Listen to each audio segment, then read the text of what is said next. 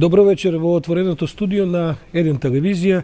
Јас сум Сашо Ордановски, вашиот понеделнички водител, целодневен, ако до сега не ви издодеав. Мислам дека има шанса уште некој саат ќе бидам со вас, секако да ви издодеам. Но останете со нас, бидејќи не само овој разговор, туку и оно што следи, се надевам дека ќе биде интересен. Како што знаете, утре со нас е вашиот домаќин Александар Чомовски, кај што исто така ќе продефилираат разни карактери, разни лица по избор на колегата Чомовски. Но вечера сме тука заедно за да продискутираме со моите гости, а моите гости се Ирена Цветковиќ, која што е граѓански активист и активист на социјални платформи, во разни граѓански иницијативи и така натаму, феминистка, ако добро ве квалификува. И мојот колега Џунер Исмел, долгогодишен пријател, филозоф, но кој што одбива да биде именуван како нешто политички аналитичар, експерт и така натаму, бидејќи предпоставам дека тоа звучи. Аз се надевам дека подоцна ќе имам прилика да одбијам и да се дефинирам како интелектуалец. Така е. Како што можете да предпоставите, вечерва ќе говориме токму за тоа. Која е јавната улога на интелектуалците во ова повторно прегрантно политичко време, во ова историско време низ кое повторно поминуваме, во ова високо октанско и високо интензивно време на дебати јавни и така натаму? Имате ли интелектуалците некаква задача која што треба да му испорачаат на општеството во овие нови услови кои што предпоставуваат социјални мрежи, предпоставуваат контексти кои што се различни од некои претходни контексти кога интелектуалци се дефинирали и така натаму? Можеби, Џунер, ќе биде добро да почнеме со тоа што всушност представува интелектуалниот ангажман, кои се интелектуалците и има ли некаква промена од традиционалните дефиниции од пред 100 години до денес? Па не би требало да има и нема всушност, затоа што интелектуалецот пред се подразбира дека тоа е човек кој што знае да чита и да пишува, како прво, елементарно. Второ, не само што знае да чита и да пишува, туку знае да ги толкува работите што ќе ги прочита или што ќе ги напише, односно знае да ги види и да ги протолкува нештата или појавите кои што околу него се случуваат, не како интимна негова приказна сам за себе да си ја раскажува пред спиење или после спиење или на внуците или на пријателите. Не, ни на внуците, нели? Туку се подразбира дека тоа што тој ќе го види, ќе го препознае како добро, како лошо, како вредно, како невредно, како нешто кој што е опасно, не безопасно и така натаму, да го каже на другите, да го соопшти на другите. Тоа е всушност човекот кој што, или личноста, или ликот кој што на неговата околина, во случајот на општеството, ќе му го заврти огледалото од вистинската страна, вистинското огледало, да се види само од со себе и на огледалото да му објасни што таму има. Или, во нашиот случај речено, да ги препознае појавите и што тие појави во случајот на нашето општество ќе дојдат, ќе донесат и да ги предупреди евентуално другите луѓе за што станува збор, која е опасноста од тоа што тие не го гледаат или што е полош случај не сакаат да го видат. Ирена, се препознаваш ли во оваа опширна, но содржана дефиниција на Џунер за ова што би требало да биде интелектуалецот денес? Па мислам дека сите овдека, сакали или не келе, ќе мора да се наречеме интелектуалци, барем според оние дефиниции кои што постојат. Во таа смисла, веројатно се менуваат и она што е интелектуалец, што бил и што ќе биде, се менува во даден историски контекст, ама она што е сигурно дека интелектуалецот е оној кој што продуцира култура, оној кој што креира и дисеминира идеи, наместо материјални добра. Живеат за идеи или од идеи? И едно и друго. И едно и друго. Да, во нашите општества, или ајде да кажеме во либералните демократии, интелектуалците се едно привилегирано малцинство. Значи, државите им дале на нив, на нас, време, простор, тренинзи, за да, нели, ја, може би малце наивно, но ја копаме вистината зад класните интереси, зад мисинтерпретациите, зад некои погрешни или страшни или погубни идеологии, но она што е интересно е дека историјата покажала дека интелектуалците многу ретко или во помал дел биле тие кои што ги предизвикувале доминантните наративи, напротив, тие служеле на моќта и ги одржувале односите на моќ. Па во таа смисла, за мене интелектуалец е оној кој што е пред се критички ум. Оној кој што не се согласува во ниту една ситуација со статус-квото и она или она која што цел и визија се промени и реформи. Кај нас, она што гледаме дека интелектуалците во принцип се гласни, ама на безбедни теми и се на некој начин восхитени од статус-квото, наместо да бараат прогреси промени. Со други збори, интелектуалниот статус и улогата на јавниот интелектуалец не е секојаш да биде пријатен и да доживува само пријатности, туку да се конфронтира и со непријатната реалност. Постојано да се конфронтира. Ѓудар, живееме во време на постидеологија. Се промени ли дефиницијата за јавниот ангажман и опште за јавниот интелектуален ангажман во ова време на, како кажем, дури на поствистини? Сега говориме за алтернативни факти, говориме за крајот на идеологијата и така, крајот на историјата дури. Не, токму спротивното, иако јас ќе се обидам тоа да го објаснам со еден стих од еден партизански поет, Отон Жупјанчич, има еден стих, го знаеш ли поету својот долг? Сега ова се однесува за поетите, нели, за писателите. Но во поширока смисла сватено, поширока смисла се однесува и на интелектуалците. Се разбира, тоа е иначе вечна тема, барем сите сме имале прилика, не знам, да знаеме за Мефисто на Ман, да знаеме за хрватскиот Фауст, овие што се близко до театарот. И знаеме тие ситуации во кои што интелектуалецот ја губи улогата што му следела по оваа дефиниција и заоѓа на другата страна, да се разбереме, неволите во кои што живееме или во кои што ќе се најде општеството, не ги создаваат луѓе кои што живеат на планина. Ги создаваат исто луѓе кои што минимум имаат факултетски дипломи, кај нас конкретно имаат по 2-3, бидејќи во оваа земја се смисли... докторати. Не, па се смисли прочениот вселенски, најпрочениот модел студирање намазат, да речеме. Во таа смисла, значи, проблемите во општеството ги создават некакви интелектуалци, еве ќе ги ставиме во наводници, а овие другиве кои што ќе се на вистинската страна или добрите дечки во приказката, имат задача да ги препознаат и минимум, ако не нешто повеќе, да ги нервираат. Интелектуалецот, меѓу другото, мора да внесува дневно по зрно гнев и нервоза кај оние кои што имаат намера својот интелектуален капацитет да го користат не во функција на општото добро, туку во функција на нивното лично добро, на нивното групно добро, криминално добро, или, ако сакате се, или да не го симнувам нивото, не интелектуалци сме, за бандити збориме, за криминалци збориме, за убийци збориме, кога станува збор за македонскиот контекст. Поствистина, постмодерна и такви ласцивности во оваа земја, кој знае дали се препознатливи, дали уопште вредат и 5 пари дали вредат. Добро, но јас сепак, ако се вратиме назад во историјата, овој тип на, како да кажем, на модерен интелектуален ангажман е сепак едно 120-30 години стар од аферата Драјфус, кога се дигна целата француска интелектуална јавност да протестира против осудата на евреинот Драјфус. Меѓутоа, во текот на историјата се менуваат тие идеи. Дојдовме од Зигмунд Бауман до марксистите и така натаму, каде што светот не требаше само да се толкува, тука и да се менува. Од тоа израсна интелектуалци мандарини кои што стана интелектуалци на дворовите, каде што се споја со власта па помага на власта како да владее. Во таа смисла, кој е денешниот ангажман на интелектуалецот? Бидејќи, видите, живееме во време на, да речеме, кампања за референдумот. И ви имате низа луѓе кои што на едната или на другата страна се и официјално вклучени во кампањата да заговарат некакви ставови. Дали е тоа нешто за осуда или напротив, тоа треба да се охрабри? Апсолутно треба да се охрабри. И како што кажав,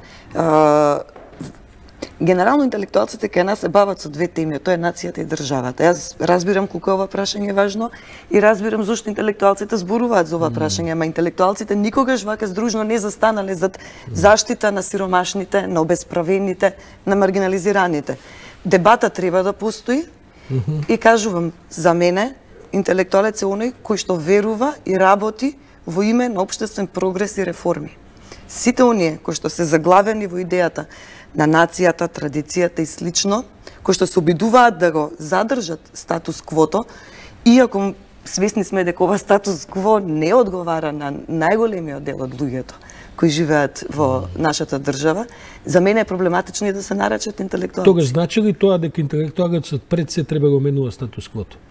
Дали е тоа примарната, или ако сакате на Чомски, онаа идеја за ангажирани интелектуалци, дека тоа се луѓето кои што треба да се постојано во некакво менување на статус квото? Всушност, да, токму така, но поточно речено, тие треба секој ден да промовираат вредности и да ги штитат и да ги протежираат вредностите. За жал, денешните интелектуалци си ја продолжија традицијата, лошата традиција се разбира, некои викат за тоа е виновен комунизмот, затоа што не стимулирал индивидуалност, па комунизмот умре пред 30 години скоро. Уште ли да го обвинуваме за тоа што не се случува? Значи, интелектуалци кои што не промовираат вредности, нови вредности, вие кажете ми кога оваа година наназад, од кога формално барем падна структурата која што ја имаше окупирана оваа земја, кога слушнавме последен пат да се зборува од челниците на власта, нивните поддржувачи, интелигенцијата која што еве денеска или утре ќе не замолува да видиме до кај сме, што сме и така натаму, кога зборува за вредности? Напротив, не слушаме такво нешто, се уште криминалците ни се смеат в лице. Шетаат по улици, шетаат по кафеани. Дури го имаме парадоксот да онака луѓето за кои што со сопствени уши, со овие уши слушнавме дека се замешани во криминал до гуша. Тие се денеска оние кои што го окупираат умот на граѓанинот. Добро, се обидувам да ве прашам и двајцата дали всушност не живееме во време кога интелектуалците де факто припаѓаат на некакви елити, а во време кога во политиката популизмот владе, елитите се секогаш на удар.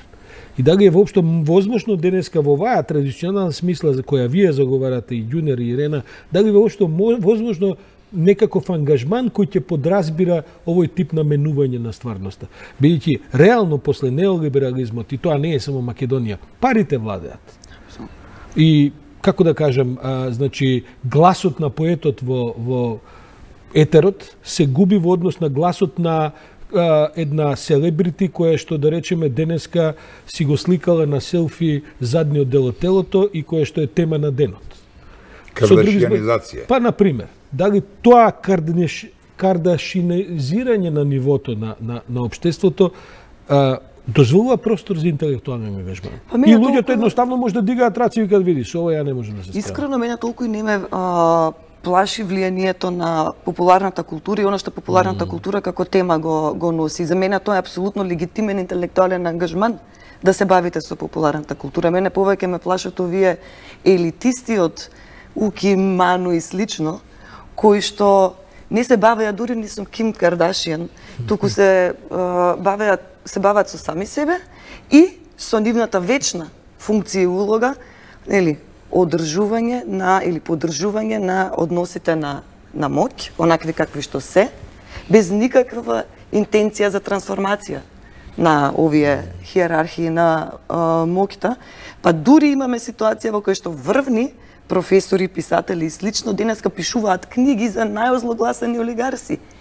И тоа сите го аплаудираме и го гледаме на медиумите и слично. Со други збори се продаваат за грст. Така. Да, ама сега, ако може да упаднам. Да. Фактички дојдовме до еден од столбовите на оваа приказка. Тоа се вика интегритет. Интегритет или по народски речено рбет. Нашиот интелектуалец, фамозниот или прототипот на тој лошиот интелектуалец, покажа годиниве зад нас дека всушност нема рбет, нема интегритет, покажа Збориме генерализирано се. Генерализирано се разбира, не, ако сакате во следна емисија или сега конкретно да збориме, не е проблем никаков, не ми било проблем, не. Колку камери има, пред која камера сакате ќе зборувам и конкретно, ад персона. А зошто покажа дека нема ремек? Заради мора да е тоа некаков општествен феномен. Што, гледајте, кај интелектуалците не се луѓе без мани. То се луѓе кои што се во принцип една дефанзивна структура. Прилагодлива, адаптибилна. Не, дефанзивна структура во смисол кај нив милитантноста не е нешто со кое што би ги обоиле нивните идеи или нивниот не настав. клонат кон мобилизација. Например, индивидуалноста може да им биде поизразена и то се некако особини кои што се објаснуваат со нормалните човечки особини. Но, кај нас тоа доживеа една модификација од типот. Јас, бидејќи сум интелектуалец, например, нема да го слушнете прв пат, не сум по политиките. Еден лажен елитизам со лажен презир. Со едно гадење од политиката. Да. Вториот е интелектуалец со овој тип на ставови, кој што е обоен па сега со така интимни моменти од типот абе имам деца за гледање. Односно, ако му речеш, абе ти до вчера гледаше дека комшијата твој го тепаат, дека жена му ја избркаа од работа, дека на овој фирмата му ја украда, дека оне ја полне кутијата. Да, ама имам деца за гледање. Видов се. И знаете, во историјата има такви случаи, ама ние за несреќа таквите случаи ги живеевме 11 години. И малце е абсурдно сега, после 11 години, која ќе ги видам некои луѓе со бабачко титули наоружени, море членови на МАНУ, ликот на земјата се смени. Пазете, оваа земја не личи веќе на таа земја од пред 11 години. Стручњаци по ликовна култура, по естетика, збор не проговори. Некои од нив велат сите се исти. Нема што да збориме, бидејќи овие новите се исти како и старите, и тоа не демотивира. Богати. Колку интересно. Сите се исти, па тоа е иначе една од поодвратните тези која што ја слушаме многу често. Ирена, како се снаоѓаш на социјалните мрежи, бидејќи сега во меѓувреме експлодираше овој социјален свет на мрежите во последните 5-6-7 години, каде што една од главните карактеристики е анонимност. А интелектуалецот не може да биде анонимен, тој секогаш мора да настапи во своје име и да го понесе ризикот врз себе. Дали се овој тип на нови технологии всушност кои што се исклучително ефикасни за ширење идеи, а идеите се во центарот на интелектуалниот ангажман, дали се тие всушност во поддршка на таков тип на ангажман или се фрустрација бидејќи се фрлаат во море, во океани од разноразни влијанија и притоа секој, а најмногу превладуваат оние кои што се најгласни, највревливи и кои што имаат најмал можеби коефициент на интелигенција, бидејќи навредуваат, бидејќи жигосуваат и така натаму. Како сега интелектуалецот да се охрабри во тој свет да влезе? Бидејќи се извинувам, јас го слушам Ѓунер и се сеќам, Сартер држеше говори во фабричките хали околу Париз.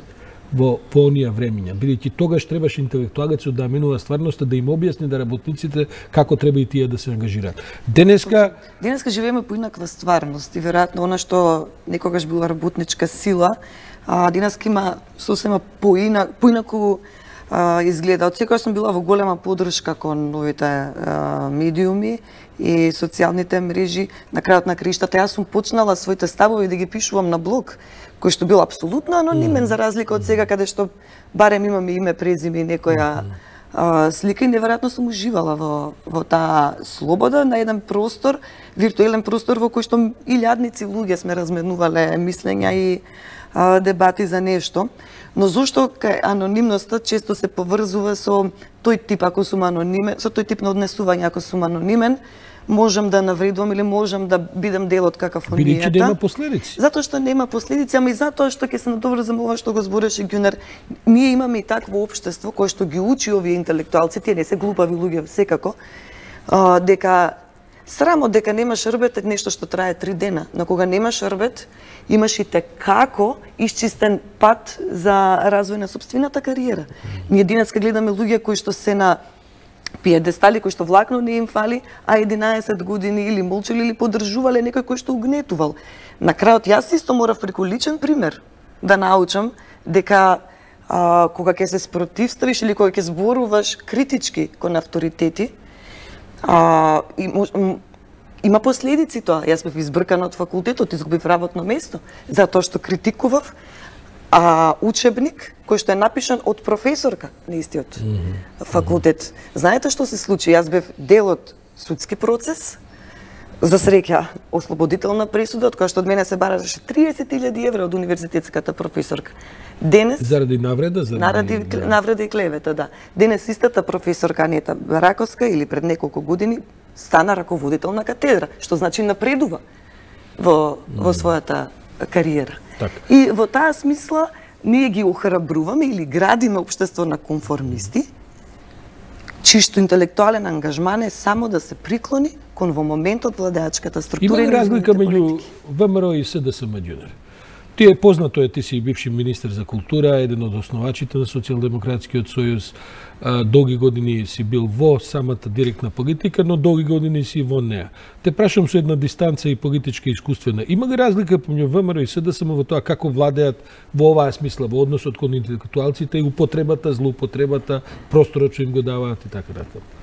Па не, сигурно дека има, но тоа не станува збор за една драстична разлика, како за почеток. Се мораме да бидеме малце поспецифични.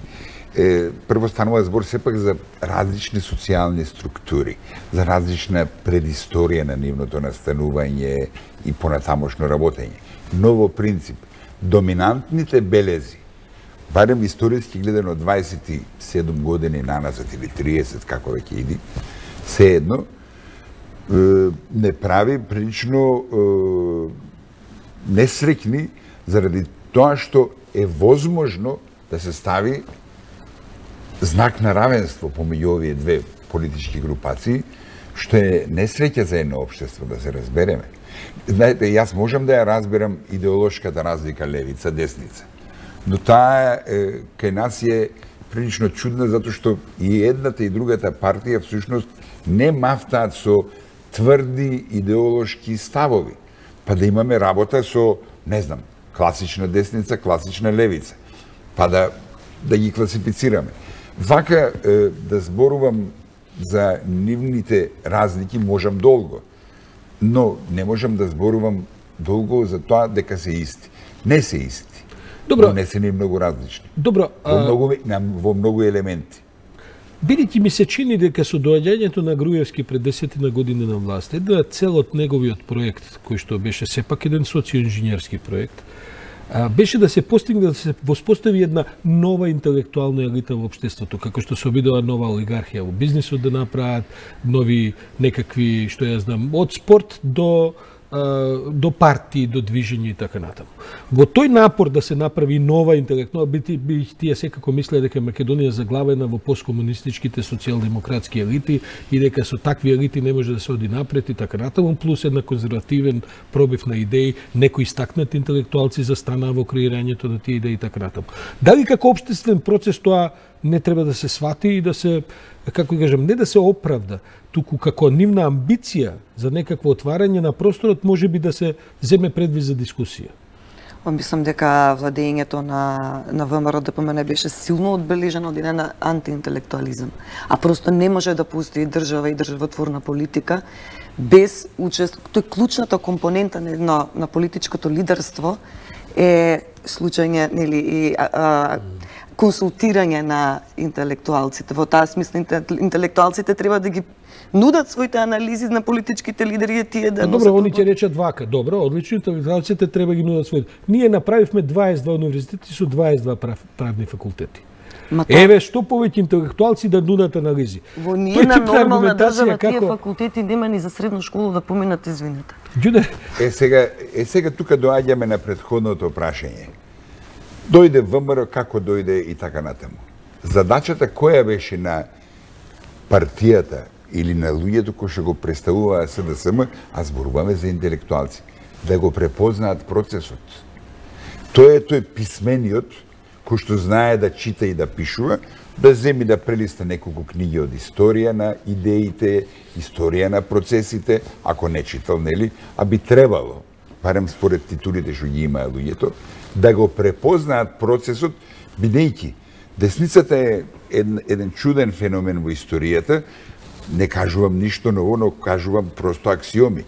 Знаете, на масата на десницата имате идеи и трошки. Од тие трошки кои ќе паднат на земја, се хранат фашистите. И тие процеси мораше да ги препознае СДСМ. Тоа беше негова примарна задача. Ајде, овие другиве интелектуалци, зборувам за 2006 за 2007 година. Читај ги твоите текстови, читај ги моите текстови од тие години. Според тоа, ние овие другиве по универзитетиве, академиеве и така натаму, им пишавме крст, им туривме пепел, тие ништо нема да препознат и сега нема да препознат. Добро, но сепак, ако треба да бидеме фер, но мора да кажеме... мораше да ги препознае. Добро, но вон партијата сепак се случи едно големо движење во општеството, кое што отприлике 2014, 15, 16 и така натаму, преку професорски пленуми, преку граѓански и цивилни ангажмани и така натаму, без партиски уплив, барем на почетоците, направи еден преврат општествен. Точно. Може би е тоа една, може би со доцна палење, но еден груп режим кој што практично загуши може би претходни палења на тој да кажем интелектуален експлозив кој што требаше да се Грамши би го рекол, би го нарекол овие органски интелектуалци. Тој вели, јас се согласувам со Грамши со ова, дека најчесто обесправените или оние кои што не уживаат моќ во едно општество, треба од своите редови да буквално продуцираат интелектуалци, што се случи и со студентскиот пленум и слично. И тоа е единствениот начин за да се победи конформизмот и за да се донесат промени. Сега, дали тука режимот на ВМРО ДПМН е помогнал? Да, и така, веројатно, колку повеќе сме притиснати, толку покреативни сме во изнаоѓањето на излез.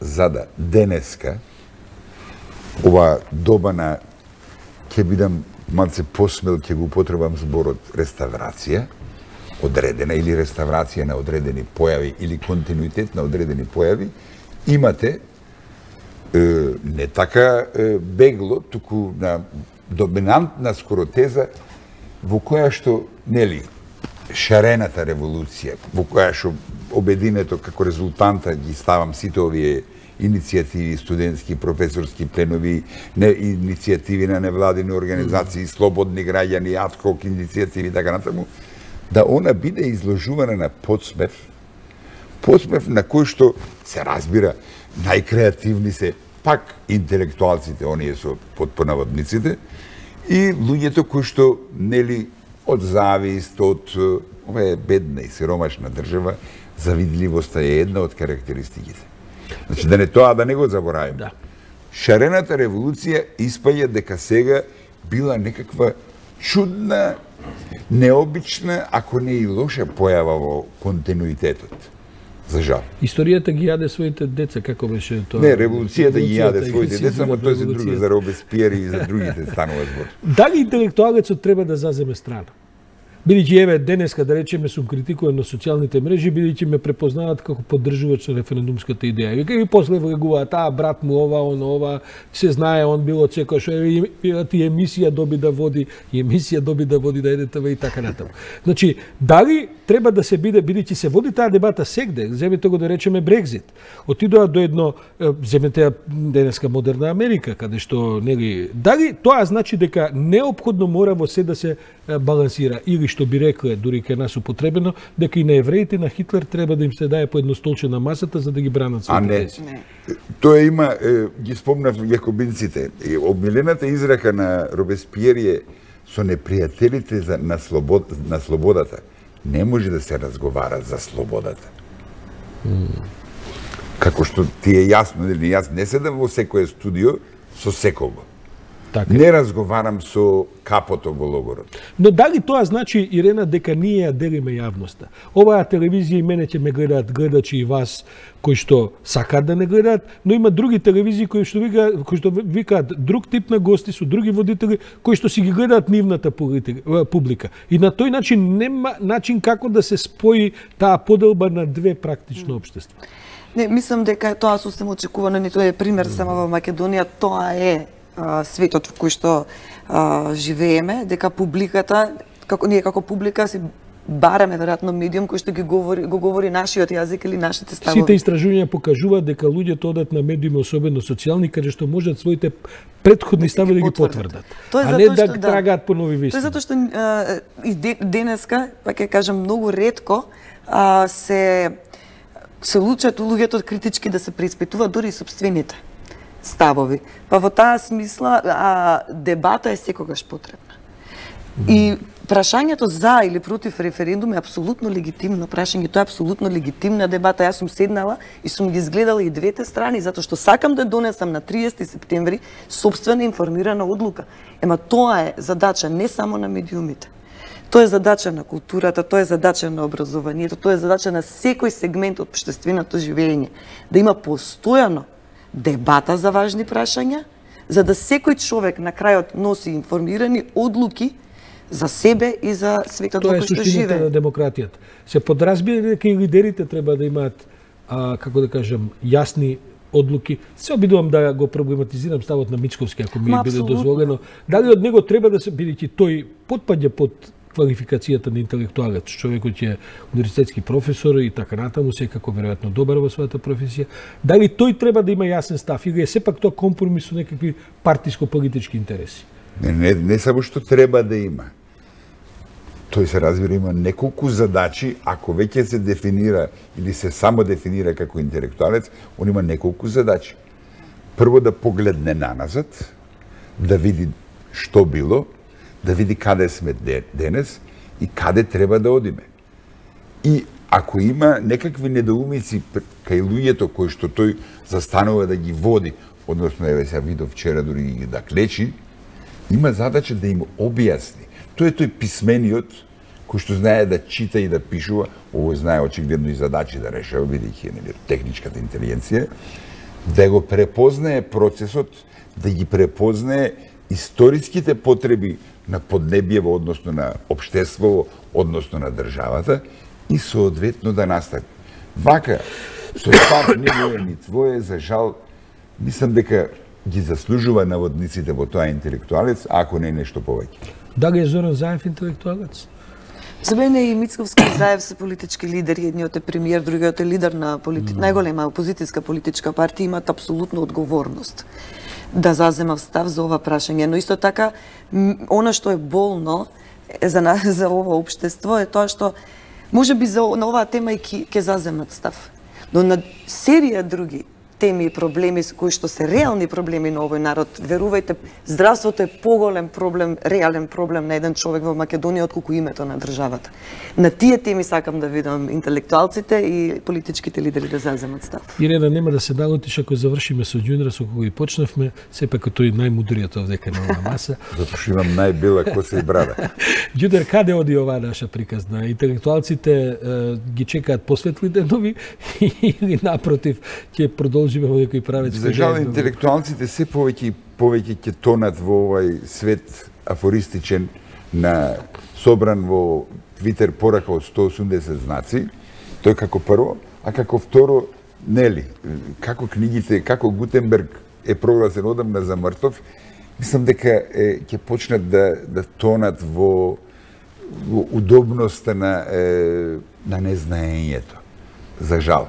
Ќе ги има ретки примероци, песимистичка ми е прогнозата. Да, гледам, ама не сакам да се мешам, бидејќи крај на разговорот, па да не отвориме нова апорија во која ќе треба да се изгубиме уште барем половина час. Јас ви благодарам и на двајцата, почитувани гледачи. Јас се заблагодарувам на господинот Ѓунер Исмаил и на госпоđата Ирена Цветковиќ, моите вечерашни соговорници.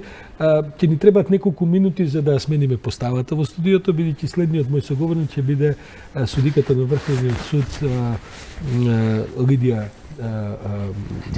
Неделкова. Се извинувам, тоа е ова, како да кажам, целодневно водење програма. Ја гледам госпоđата Лидија Неделкова и се враќаме во студиото. Останете со нас за едно 2-3 минути додека ги направиме сите неопходни технички, звучни и така натаму технолошки. А и некоја реклама да види. А и некоја реклама ќе видиме. Ви благодарам, останете со нас, благодарам на моите гости.